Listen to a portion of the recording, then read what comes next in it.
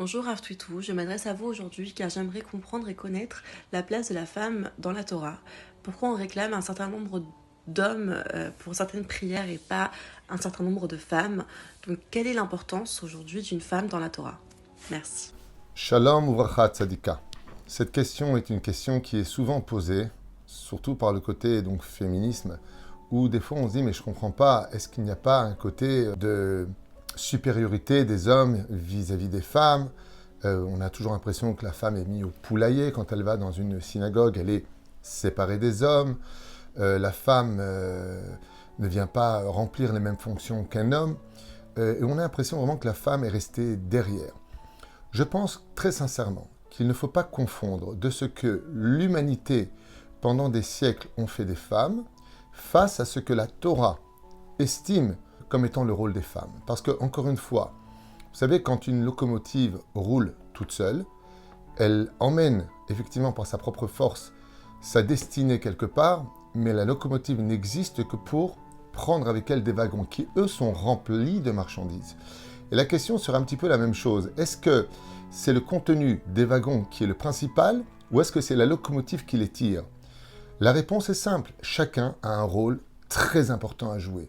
Les femmes ont un rôle primordial dans le judaïsme et on les met justement à un tel degré de valeur qu'il y a une autre façon de voir les choses et non pas tomber dans le piège médiatique et historique de 1968 où la révolution des femmes, les femmes sont les égaux des hommes, mais la Torah n'a jamais dit le contraire. Vous savez, quand on fait de sa femme une serpillière, c'est qu'on est le manche à balai. En d'autres termes, la femme n'est pas l'égale de l'homme par principe fondamental. Elle a un rôle différent de l'homme à jouer.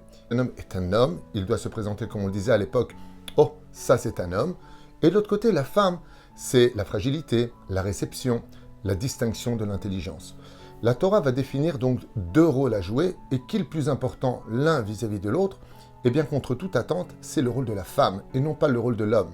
Ce n'est pas minastam, ce n'est pas pour rien que la Torah nous dit, la Torah orale, je parle du Talmud, que c'est par le mérite des femmes que nous avons, Baruch Hashem, été libérés d'Égypte, et que la rédemption finale viendra par le mérite des femmes.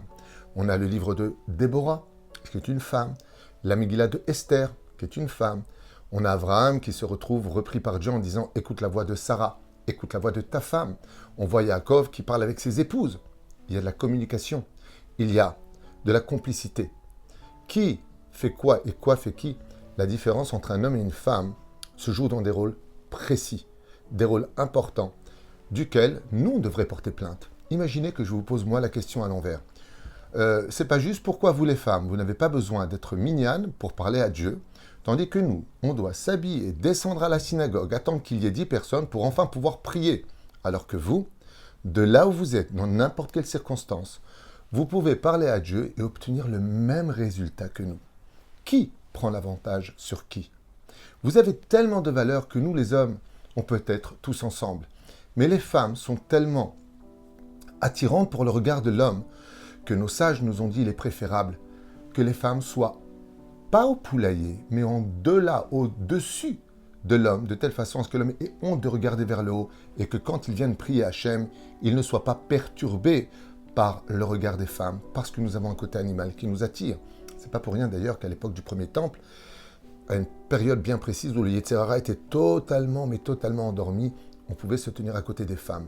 Mais aujourd'hui, malheureusement, surtout avec les mœurs actuelles, le manque de pudeur, quand on voit tout ce qui se passe aujourd'hui, oui, les femmes sont des diamants, et les diamants, c'est pas qu'on les met de côté, c'est qu'on les protège, c'est qu'on les couvre, c'est parce qu'ils ont de la valeur pour nous.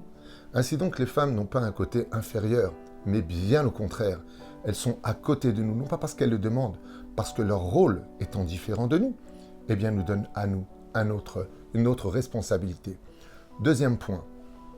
Vous trouvez ça normal, vous, mesdames, que c'est vous qui avez le mérite de porter pendant 9 mois notre enfant? Papa et maman, notre enfant? Pourquoi est-ce que c'est vous qui leur donnez le sein? Pourquoi est-ce que nous, on n'a pas ce mérite? Vous savez pourquoi? Parce qu'on est des hommes et ce n'est pas notre rôle. Dans la concrétisation de l'homme et de la femme, dans l'origine de la Bible, de l'histoire de l'humanité, pour ceux qui ont foi en cela, bien sûr, eh bien, la femme a été créée Ezer Kenegdo. Elle est là pour soutenir dans son rôle l'homme.